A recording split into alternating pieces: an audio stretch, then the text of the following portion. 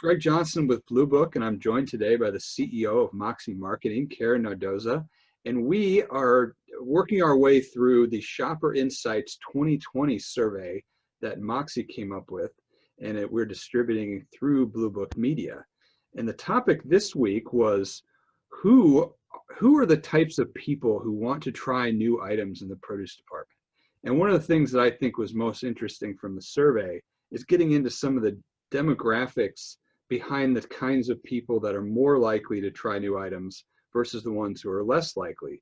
But there's a little more nuance to that too, because there's a small group, what we determined was 11%, who said they often try fresh fruits and vegetables, new items. But there's a much bigger subset who are open to trying it.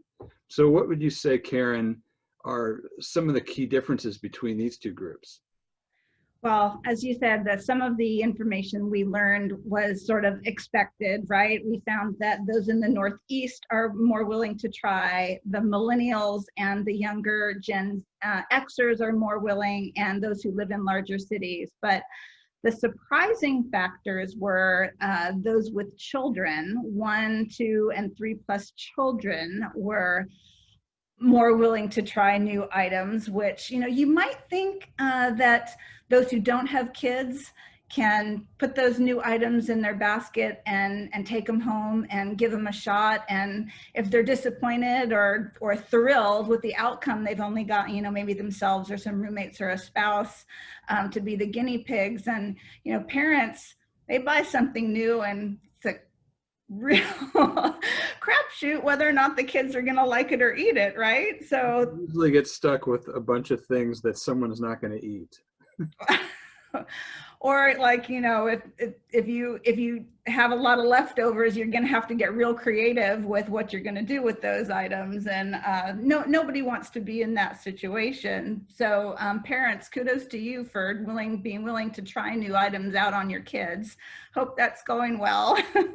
But we also were surprised to learn that online shoppers were more willing to try new items. So of those who responded to the survey, we had 22% of them indicating that they mostly shop online.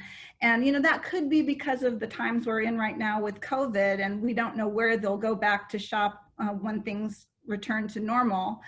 But warehouse shoppers were the next highest group. And so, interesting. Maybe I was thinking maybe it was specialty stores or supermarkets, but online and club stores were right up there at 21%.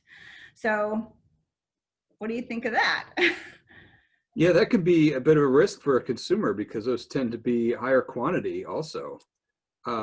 But you also trust, shoppers who shop at Sam's Club or Costco, they really trust the produce decisions that those two stores make. And they are pretty good, high quality that they're known for with those. True. Well, I wanted to ask you one other thing. Marketers always kind of fall in love with the higher income consumers and tend to neglect a little bit the lower income consumers. And it does turn out that over $150,000 a year household incomes tend to be more experimental in our survey. But at the same time, didn't we see a broad stratification in people who are occasionally trying new items? Right. I was so excited to see those numbers because you're right. Where all marketers are in love with $150,000 a year household income, all that disposable income means they're more willing to try. But of those who indicated they're often willing to try new items, it was across household income demographics from $30,000 a year and up.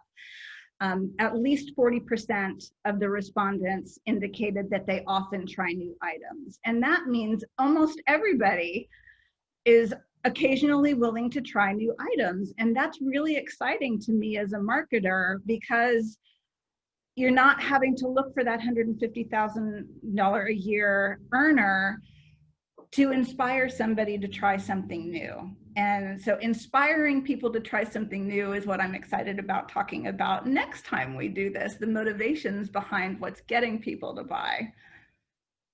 That's right. This one looked at who they are, and next episode we're going to look at why they do what they do. So I'm definitely looking forward to presenting that to our audience.